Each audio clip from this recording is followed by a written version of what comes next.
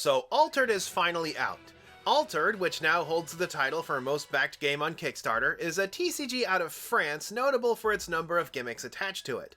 Some of you might remember I was one of the first channels to report on its gameplay, as well as giving it a Kohdok Best Worst Blandest award for Best New Mechanic, that being its reserve system. Now, the rules for the game have not changed since I partook of that playtest about a year ago, so you can check out that video for details, but the skinny is that you and your opponent are competing to be the first to explore a mysterious new island, or tumult as the game calls it, explorating across 2 lanes to try to get your hero and companion pawns to meet in the middle before your opponents do. To do this, players hire explorers who have skills based on their forest, mountain, and water exploration skills. Players hire these explorers by paying for them via an any card as resource system, the only familiar system this game has, and even then you start at 3 resources when the game begins. At the end of the turn, which both players participate in through alternating activation, both lanes are tallied, the current terrain is checked, and if a player has a higher score in any of the exploration types their pawn is on, they get to advance 1. So, 1, both, or neither pawn might advance on a given round.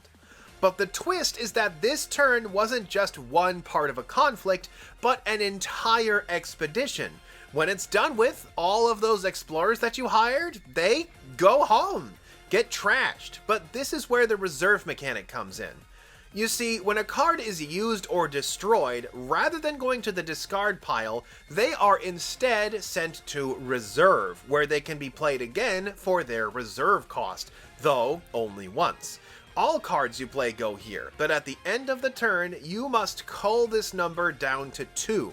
Some cards have different reserve costs than play costs, others have effects by discarding them from reserve. It is an interesting mechanic around which the entire game turns. So when the folks at Altered offered to send me a care package, I said, sure, go ahead. I had fun playing as the pink guy, so if you're going to send me a care package, might as well make it a little care package of the pink guys, you know? I expect you to know a couple of decks, maybe a mat, maybe a box. They sent me everything. From the high-end leathery storage gear to the cheaper plastic stuff, playmats, permanent tokens, acrylic runners, every single set of sleeves and every single pawn for every single starter deck, which I also got, and of course a retail booster box. As a guy who was expecting maybe a couple starter decks, a box, and a playmat, it's more than I was expecting. Honestly, the sheer scale of this thing kind of frightens me.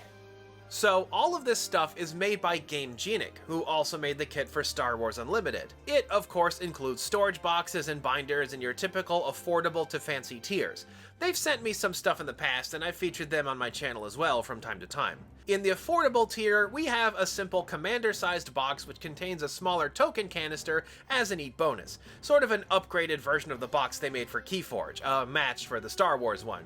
It's downright affordable at just $8 and isn't a bad choice for other token-heavy games either. At nearly triple the price, we have the fancy version, magnetized with a token drawer and a top-loading sleeve for your hero cards so you can keep them organized. Differs from the Star Wars deck pod by a lot in that the token drawer is technically optional and can just be used for more cards. Now, it says that it can only fit 1 double-sleeved deck, but I was actually able to fit 2 single-sleeved decks inside. And then there's this thing, which I guess is meant to be an all-in-one storage box complete with a cabinet and space for playmats. I'll be honest, I don't think I've ever actually encountered one of these before. Of course, you also have a standard plastic collector binder and a monster-style binder, matching sleeves for every starter deck, as well as a set of generic sleeves, along with 1- and 2-player playmats and acrylic versions of the paper tokens you get in the starter decks. But the most interesting one is this one, and that is the Premium Adventure Track. If there's anything that I'd say you should buy, it's probably this. This 2-piece assembly acts as card trays for both your tumult path and pawns, while also clearly delineating the space for players even before the tumult is dealt. It's a novel little device. Also interesting are the standees, made as an upgrade to the mere tracker tokens you get in the starter decks. But yeah, the really nice thing about these little pawns is you can just, pluck them up, pick them up by hand. It's a whole lot easier to deal with than like those little cardboard discs that you might have to slide around or pluck up with your thumb. These are a good addition. Although, funny thing, I actually proposed the idea that maybe they should make them like stylized, custom tooled chess pieces or something like that, just brightly colored to match the individual guilds. They said that their relationship with Game Genie kind of meant they couldn't do that, but anybody with an Etsy account and a filament printer, you get that one for free. Now, as for the game itself, the starter decks, which come with a 40-card starter, 5-card Tumult set, 6-card token set, and 3 intro cards, along with rules, playmat, and token spread, comes for $15, which, okay, is a bit above average, but is fairly normal for an indie title.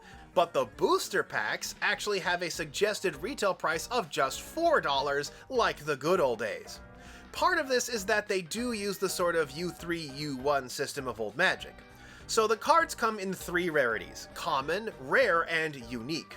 All packs come with 1 hero, 8 commons, and 3 rares, with one of those rares having a 1 in 8 chance of being a unique. Basically, most cards in the game have a common and rare version, rares having either altered, usually better stats, or basically the same card for a different faction. They also have different art. Your deck of 40 can only contain 15 rare cards total, so choosing which playsets of cards to include or upgrade becomes paramount to deck design. The set is 180 cards, along with 5 tokens, a cracked bauble equivalent, and 3 foiler cards. Of those 180, 162 of them have rare versions at 2 a pop. One box gets you 1 to 2 copies of the common version of pretty much every card, only hitting 3 if you also pull a rare version, with the only chaff being hero cards, as while there are 18 heroes, you get 36 packs at 1 hero per pack. You basically get 2 sets of heroes. And since there are literally twice as many rares than there are commons, at 108 slots per booster box, you're getting less than a third of the rare cards available, though it's more like 104 since each box averages 4 uniques. And the uniques are just that, unique.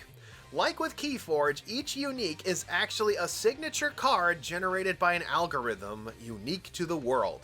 You can have up to 3 of these in a deck, and they are by far the most divisive mechanic of the game. All cards have a QR code to claim ownership of them in the app, so don't even try I've claimed all the cards you see here already, which, while that means no live unboxings probably, lets you scan in your cards like Chaotic to claim ownership and presumably play online. There are no foil cards in the pack, but there are foiler cards, which I guess allow you to foil out your card in the app? Or order a foil version of the card?